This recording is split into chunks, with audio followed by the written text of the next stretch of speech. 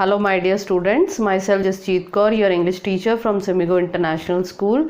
So in the English literature syllabus of class 10th, today we will be going to do the chapter from the book Footprints Without Feet, that is your supplementary book. The very first chapter of this book is Trump of Surgery. So I have written some of the main points and one by one I will discuss with you that what is in the chapter, a Trump of Surgery. Now what is the meaning of the chapter? What is the meaning of trump? Means victory, and surgery means any operation that a doctor conducted. Okay, so what is the trump of surgery here? कि किसी victory होती है doctor की किसी surgery के ऊपर, किसी operation के ऊपर, तो वो किस चीज़ की सर्जरी होती है, किसकी सर्जरी होती है और विक्ट्री किस चीज़ की होती है, that we will read in the story. So first of all I am going to discuss some main characters that are mentioned in the chapter.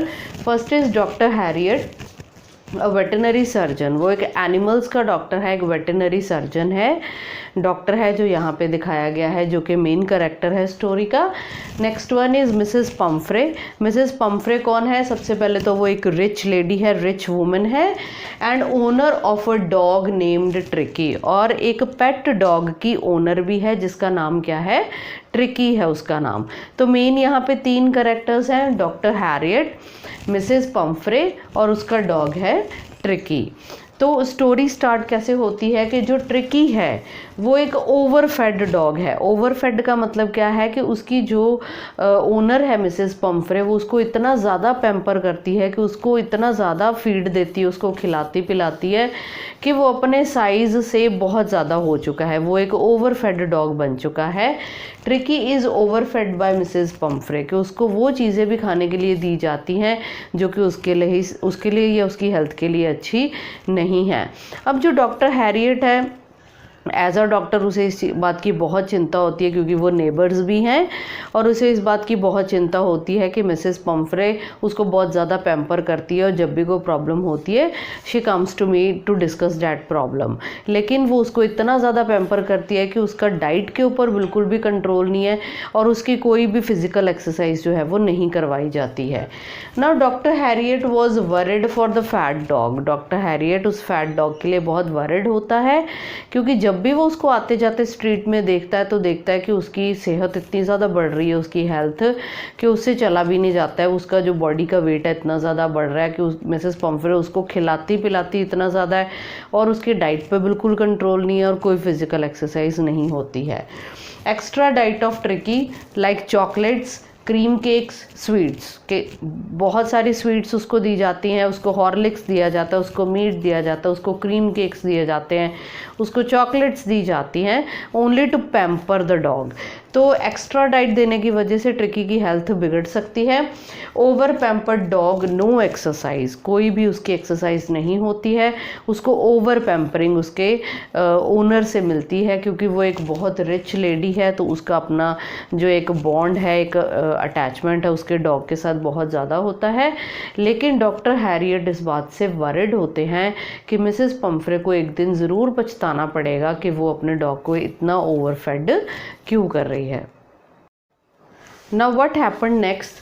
The vet warns Mrs. Pumfrey to change Tricky's diet and routine. जो veterinary doctor है doctor Harriet, वो क्या कहता है, वो Mrs Pomfrey को advice देता है कि आपको अपने डॉग की जो डाइट है, ये रूटीन है, वो क्या करनी पड़ेगी, उस पर कट डाउन करना पड़ेगा, उसको चेंज करना पड़ेगा, उसकी रूटीन को थोड़ा हेल्दी बनाना पड़ेगा, और उसके स्वीट्स वाली जो चीज़ें हैं उनको कट डाउन करना पड़ेगा. लेकिन मिसेस पम्फ्रे हर बार ये एडवाइस डॉक्टर हैरियट से लेती थी, लेकिन फॉलो नहीं करती थी, और हमेशा ही डॉक्टर हैरियट को ये एंटिसिपेशन भी होती थी कि जब भी वो बीमार होगा तो वो मेरे पास ज़रूर आएगी. तो ये एंटिसिपेशन इस बार फिर सच हो जाती है कि जो ट्रिकी है वो काफ़ी बीमार पड़ जाता है. Tricky stops eating and he was doing vomitings. तो ऐसा ही होता है. मिसेस पम्फ्रे एडवाइस के लिए फिर से जाती है डॉक्टर हैरियट के पास, क्योंकि ट्रिकी ठीक नहीं होता है, वो वॉमिटिंग कर रहा होता है, कुछ भी नहीं खा रहा होता है, और सारा दिन अपने रग पे और अपने मैट पे वो पड़ा रहता है, जिसकी वजह से मिसेस पम्फ्रे बहुत ज़्यादा वरिड होती है. वो फिर डॉक्टर हैरियट के पास जाती है. डॉक्टर हैरियट को ये बात ऑलरेडी पता थी कि मिसेस पम्फ्रे उसके पास इस चीज़ के लिए ज़रूर आएगी, क्योंकि उसको दिख रहा था कि ट्रिकी की हेल्थ को उसने खुद ही बिगाड़ा है.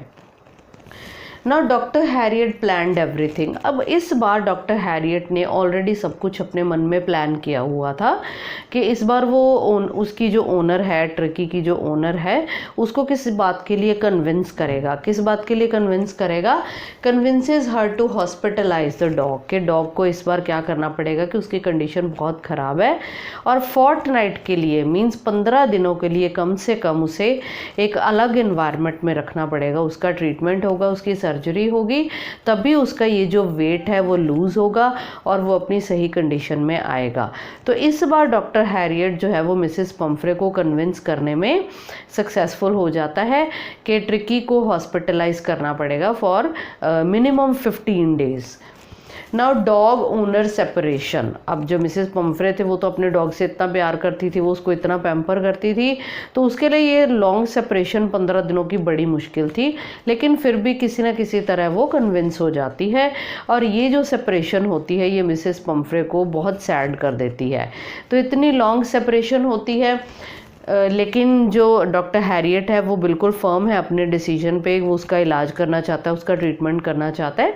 तो वो क्या करता है, उसी दिन उसको रैप करता है ब्लैंकेट में एंड टुक अवे, और उसे हॉस्पिटलाइज्ड कर दिया जाता है। ट्रिकी को वो ब्लैंकेट में रैप करके वो हॉस्पिटल ले जाता है। Now what happened in the hospital? In hospital Tricky was closely observed for 2 days.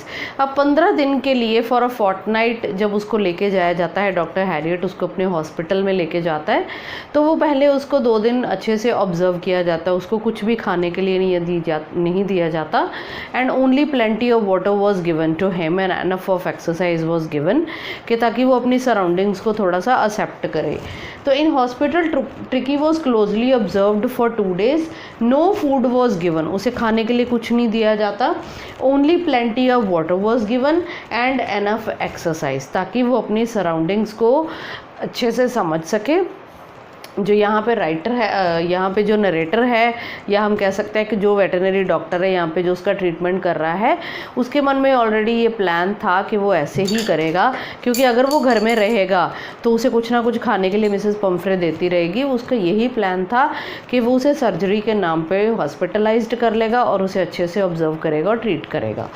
Now tricky started taking interest in surroundings. अब कुछ खाया पिया नहीं उसने, प्लेंटी ऑफ वाटर भी दे रहे थे उसको, थोड़ा बहुत एक्सरसाइजेज भी उसको करवा रहे थे, जिसकी वजह से उसको थोड़ा अच्छा फील होना स्टार्ट हुआ। कि पहले तो उसका मन नहीं लग रहा था, लेकिन तीसरे दिन के बाद, 3rd डे के बाद उसने अपनी सराउंडिंग्स में इंटरेस्ट लेना स्टार्ट कर दिया।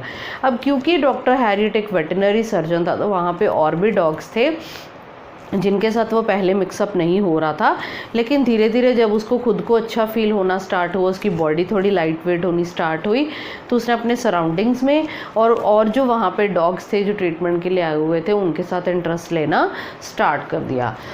Fought for food with other dogs. अब वहाँ पे एक मील टाइम होता था, प्रॉपर बाउल्स रखे जाते थे डॉग्स के, जहाँ पे उनको एक सफिशेंट मील दी जाती थी, तीनों टाइम पे उनकी सफिशेंट टाइमिंग में उनको खाना दिया जाता था।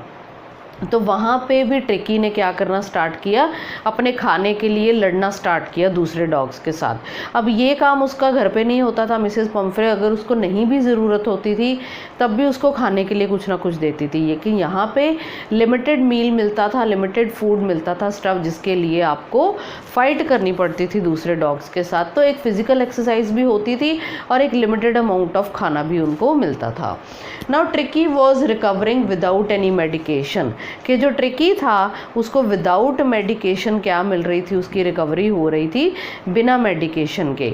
मींस यहाँ पे कोई सर्जरी नहीं थी, कोई ट्रीटमेंट नहीं हो रहा था, ओनली एनफ एक्सरसाइज दी जा रही थी और एक जो उसकी डाइट प्लान थी वो फिक्स की जा रही थी, जिसकी वजह से उसकी एक स्पीडी रिकवरी होनी स्टार्ट हो गई।